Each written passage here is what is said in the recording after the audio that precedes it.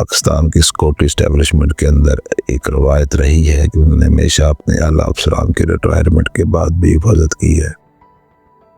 ان کے کسی جرم پر نہ تو انہیں کو خود سزا دی اور نہ ہی کسی اور کو ایسا کرنے کی اجازت دی،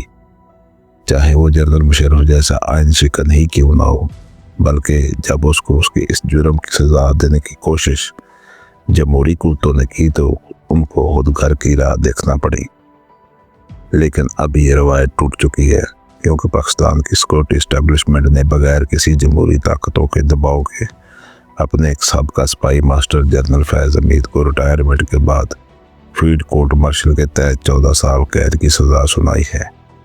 اس روایت شکنی کی آخر وجہ کیا ہے؟ تو پہلے نمبر پر اس کی سب سے بڑی وجہ جنرل فیض حمید خود ہیں، کیونکہ روایت شکنی کا آغاز ان کی جانب سے ہی ہوا، کیونکہ فوج کے اندر ایک رویہ یہ بھی ہے کہ ریٹائرمنٹ کے بعد اس کے افسران ادارہ جاتی معاملات میں دخل اندازی نہیں کرتے، بلکہ ادارے کی طرف سے دی گئی سہولیات سے حظ اٹھاتے ہیں۔ اگر پھر بھی مطمئن نہ ہو تو ادارہ انہیں کسی نہ کسی حکومتی یا انتظامی پوزیشن میں ایڈجسٹ کرا ہی دیتا ہے۔ لیکن فیض حمید نے اپنی ریٹائرمنٹ کو قبول نہیں کیا اور مسلسل فوج کی موجودہ قیادت کے خلاف برسر عمل رہا،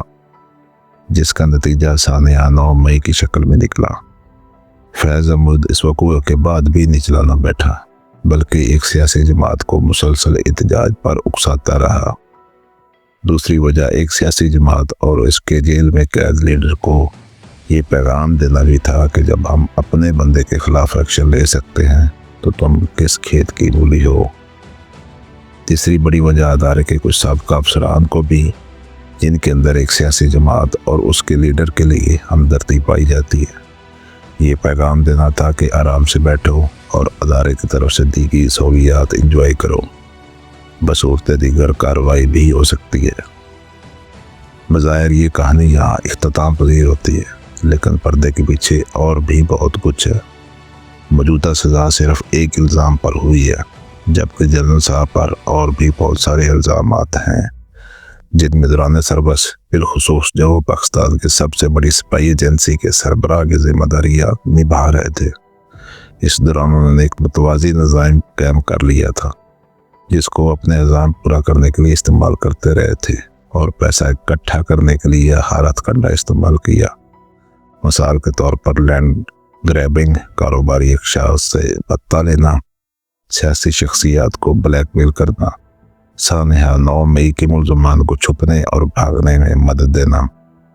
اور سرکاری ریکارڈ کو ریٹائرمنٹ کے بعد اپنے ساتھ لے جانا بھی شامل ہے۔ کل کو ہو سکتا ہے کہ ان کے خلاف ان میں سے کسی ایک اور الزام کے تحت بھی کارروائی شروع کر دی جائے۔